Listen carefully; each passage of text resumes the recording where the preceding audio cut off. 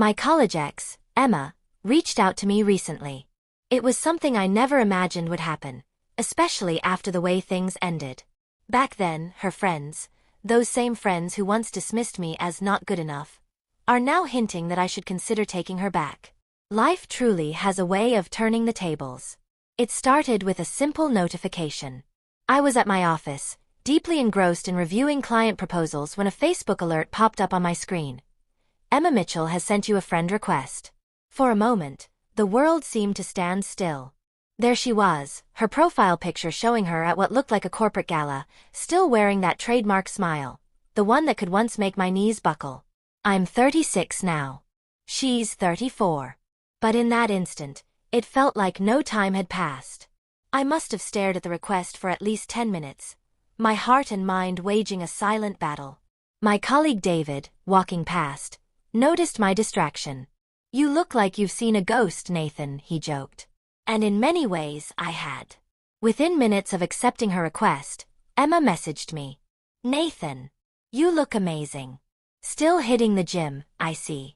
Life's taken some unexpected turns. Would really love to catch up if you're open to it.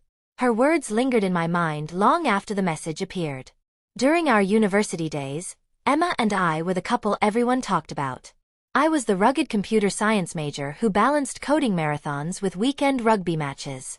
She was the dazzling business student who effortlessly commanded rooms as president of the Entrepreneurship Society. We met at a charity event I was helping to organize. I spilled coffee all over her meticulously prepared presentation notes, then spent the next hour helping her rewrite them. She laughed about it later, saying it was the first time someone had turned a disaster into an adventure.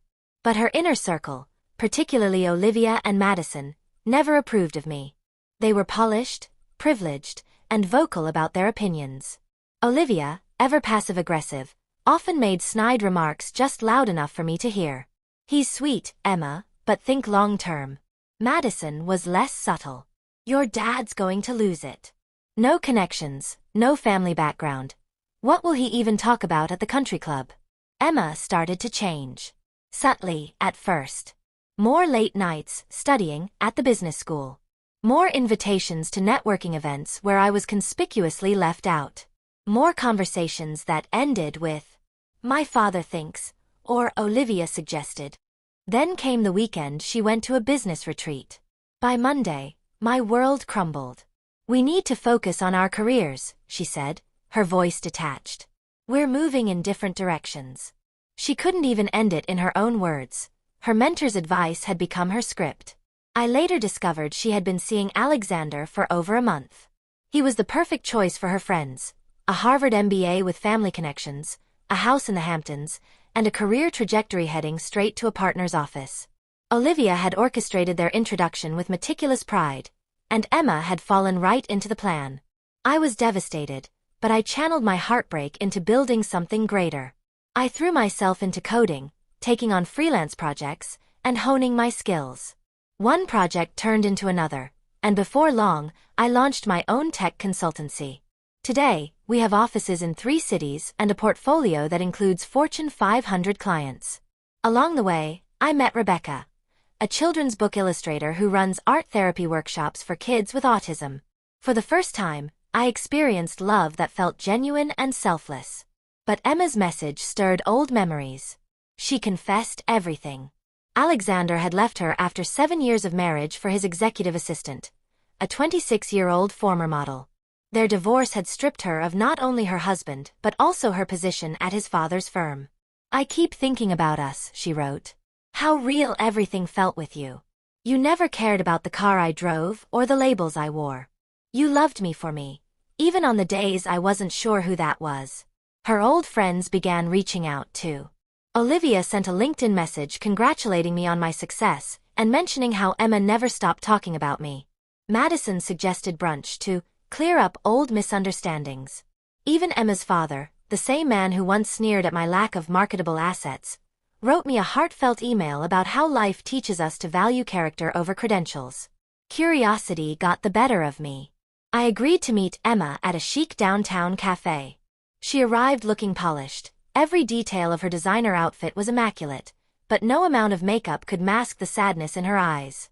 The moment we sat down, she broke into tears. "I was such a fool," she said, dabbing at her eyes with a monogrammed handkerchief. "I let everyone else write my story. Alexander looked perfect on paper. Harvard MBA, family connections, summer house in the Hamptons, but he never cared about my ideas the way you did. He never stayed up all night dreaming with me." Her hand reached across the table for mine, trembling. For a long moment, I said nothing, the weight of our shared history hanging in the air. I kept my hands firmly wrapped around my coffee cup, its warmth grounding me. "I'm with someone," I said gently, my voice steady. "Rebecca. We've been together for a year. We're looking at houses in the suburbs." The color drained from Emma's face, leaving her looking pale and fragile. "Oh, of course you are," she stammered, forcing a strained smile. "You're still the same wonderful man. Someone was bound to see what I was too blind to value." "Emma," I began, choosing my words with care, "I forgave you long ago. But forgiveness doesn't mean rewinding time. You didn't just end our relationship back then. You let your entire support system define your worth based on shallow standards. Have you changed that? Are Olivia and Madison still your closest confidants?" She dropped her gaze to her untouched croissant, her fingers nervously twisting the edges of her napkin. "They've grown too," she whispered, though her voice lacked conviction. I pressed gently but firmly. "Have they really? Or have their standards simply shifted because I'm successful now? Would they be pushing for this reunion if I was still driving that old Honda?" She didn't answer. And in her silence, I found my clarity.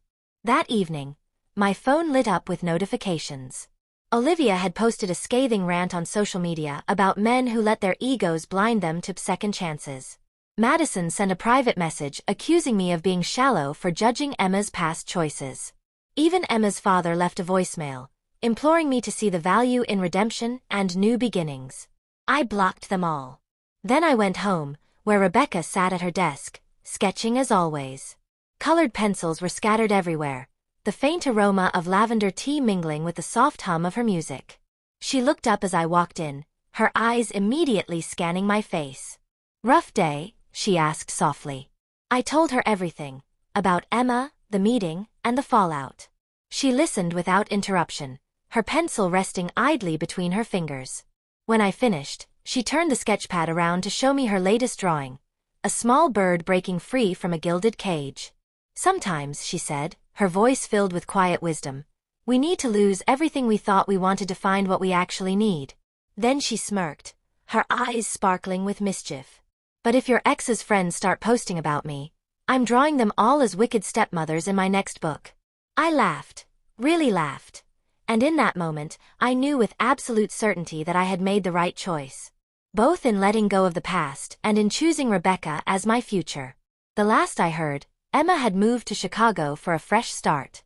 Her LinkedIn profile now lists her as the founder of her own business consulting firm, far removed from her father's influence and the friends who once dictated her decisions. I hope she's finally writing her own story instead of letting others hold the pen. As for me, Rebecca and I got married last spring. It was a small, intimate ceremony in a lush botanical garden. David was my best man, and during his speech, he joked about how sometimes you have to walk through the wrong doors to find the right one. I later learned that Olivia had commented on one of our wedding photos online, something snide about me settling for less. True to her word, Rebecca drew Olivia as a particularly grumpy-looking witch in her next children's book. The kids love the character, especially because the witch, though fancy, looks inexplicably sad. Life, I've realized, has a way of coming full circle. Emma and I both ended up as entrepreneurs, but in ways no one had planned. She's building something on her own terms now, and I'm genuinely happy for her.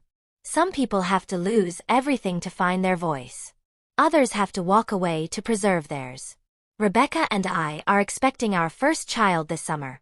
We're converting my old home office into a nursery, and she's already filling the walls with whimsical illustrations. Above where the crib will go, she painted the same small bird breaking free from its gilded cage. "For when they need to remember to listen to their own heart," she said softly. And isn't that the lesson in all of this? The courage to hear your own voice above the cacophony of expectations. The strength to follow it, even when it leads you away from gilded paths others have carefully laid out for you.